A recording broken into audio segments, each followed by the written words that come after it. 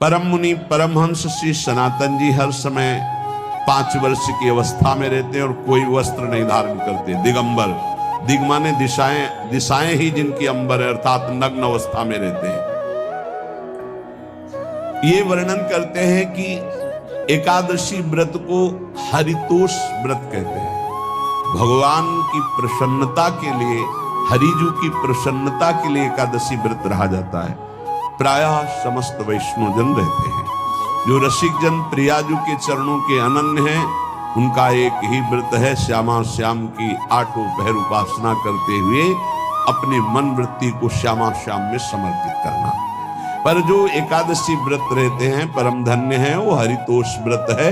अब एकादशी व्रत का नियम क्या है और कैसे एकादशी व्रत का फल मिलता है, कई बार चर्चा हुई। बहुत सुंदर शास्त्र प्रमाण के अनुसार श्री सनातन मुनि बोल रहे हैं, जिसे एकादशी रहनी हो और एकादशी का फल प्राप्त करना हो, उसको 3 दिन, एक तो दशमी और एक द्वादशी और फिर बीच में एकादशी, उसको 3 दिन संयम में रहना होता है, तब बीच की एकादशी का उसे फल प्राप्त होता है। जिसे एकादशी व्रत रहना हो, उसका नियम है कि दशमी के दिन कांसे के पात्र का त्याग करें। वैष्णव सिद्धांत है कि कभी जिसमें मांस बना उस रसोई का भोजन न ग्रहण करें। मसूर की दाल, चना की दाल, कोदों और कोई भी शाक, शहद, दूसरों का अन्न, दोबारा भोजन और मैथुन, ये दशमी के दिन त्याग दे। एक बार दशमी के दिन भोजन करें 24 घंटे में, क्योंकि एकादशी रहना है।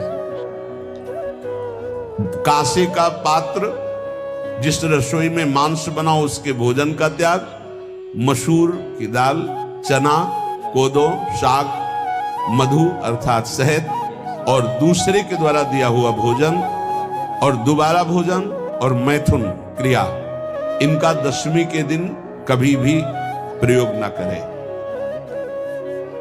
इन 10 वस्तुओं से वैष्णव दूर रहे दशमी के दिन। फिर एकादशी के व्रत में,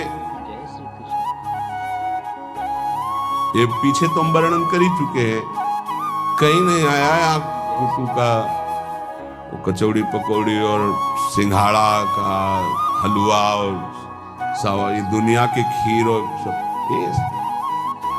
एकादशी के दिन किसी भी तरह की गेम आदि क्रीड़ा ना खेलें। जैसे अब आज व्रत है तो बैठे हैं अपना मोबाइल में गेम खेल रहे हैं, ऐसा कोई भी क्रीड़ा नहीं, द्यूत क्रीड़ा, किसी भी तरह का गेम, ये सब खेल नहीं। एकादशी के दिन उपासक को चाहिए कि वो किसी भी तरह की क्रीड़ा, मनोरंजन बिल्कुल नहीं, नींद नहीं लेनी उसको, न दिन में न रात में। एकादशी व्रत, और प्रायः पुराने महापुरुषों ने ऐसा किया है। रामदास जी डाकोर के रात में जाते थे, रणछोड़ भगवान के यहाँ कीर्तन करते थे जाकर, तभी तो भगवान उनके कीर्तन पर, उनकी भक्ति पर रीझ कर गाड़ी में बैठकर उनके साथ आए थे। पूरी रात जगकर कीर्तन करना, और दिन में तो सोना ही निषेध है, पान खाना निषेध है। एकादशी को बिल्कुल नहीं। जो व्रत रह रहे, वृक्ष से तोड़कर जो दतून की जाती है, एकादशी के दिन है। दूसरे की निंदा करना, चर्चा करना नहीं, अर्थात अधिकतर मौन व्रत धारण करे एकादशी के दिन। चुगली करना, कोई चोरी करना, वाणी से, शरीर से, मन से किसी को दुख पहुंचाना, भोग करना, मैथुन करना, किसी के ऊपर गुस्सा करना, झूठ बोलना, एकादशी के दिन ये नहीं करना चाहिए। एकादशी को एक बार कुछ फलाहार शुद्ध, अगर आपके पास कोई व्यवस्था नहीं तो थोड़ा दूध है, जल है, ऐसे आप लेकर, या थोड़ा सा फल लेकर के प्राण पोषण, एक दिन में मर नहीं जाओगे, कितने तो निर्जला एकादशी रहते हैं, हर एकादशी निर्जला। पूज्य श्री मथुरा दास जी निर्जला ही रहते थे हर एकादशी। चलो भैया आपकी सामर्थ्य नहीं तो जल 2-4 बार ले लो, एक बार थोड़ा सा दूध और फल ले लो, चल जाएगा काम, प्राणों का पोषण हो जाएगा। ये आचरण न करे, एक बार कुछ आहार ले ले, वो भी शुद्ध भगवद अर्पित प्रसाद। फिर द्वादशी को कांस के पात्र में द्वादशी को भी भोजन न पावे। जिस रसोई में मांस बनाओ उसमें आहार न ले, किसी भी तरह का नशा द्वादशी को न करे, शहद न पाए, तेल के बने पदार्थ न पाए, मिथ्या भाषण न करे और बहुत शरीर का व्यायाम न करे, बहुत थकावट वाले कार्य न करे, दोबारा भोजन न करे। एक बार द्वादशी को भी भोजन पवित्र, मैथुन न करे, जिसका स्पर्श नहीं किया जाता है ऐसे पदार्थों का स्पर्श न करे, और मसूर की दाल न खाए। द्वादशी को जो इन नियमों का पालन करता है, दशमी द्वादशी ऐसे और एकादशी ऐसे, तब उसे एकादशी व्रत का फल प्राप्त होता है।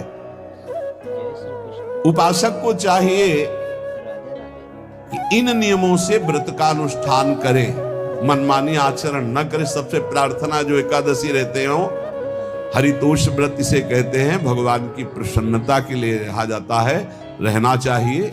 जो अपनी आचार्य परंपरा में है, जैसे जिनका सिद्धांत है, पर रहने का सिद्धांत ये श्री सनत कुमार जी वर्णन, श्री सनक जी महाराज, ये सनत कुमार जी वर्णन की। सनक जी महाराज कह रहे हैं, यदि भगवान का आश्रय नहीं, सत्संग नहीं है, तो इन 4 में से एक हो तो नाश कर देता, फिर चारों हो तो सर्वनाश हो जाता है। यदि सत्संग नहीं है, यदि भगवद आश्रय नहीं है, खूब धन हो, जवान अवस्था हो, बढ़िया पद मिला हो, प्रभुत्व चलता हो और अज्ञान हो, फिर क्या कहना है?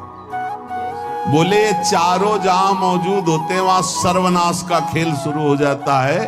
अगर इनमें से एक हो तो सर्वनाश करने में पर्याप्त है, और अगर चारों हो तो फिर क्या कहना है? जवान हो, खूब रुपया पैसा हो, कोई पद हो, कोई अधिकार हो बड़ा, फिर और अज्ञानी हो, तो बोले एक नाश कर देगा, फिर चारों तो नाश ही कर देंगे। और अगर सत्संगी है तो ये चारों महान कार्य कर देंगे। जवान है, खूब दूसरों की सेवा, मेहनत पूर्वक धन संपत्ति कमाकर माता पिता की सेवा, परिवार की सेवा,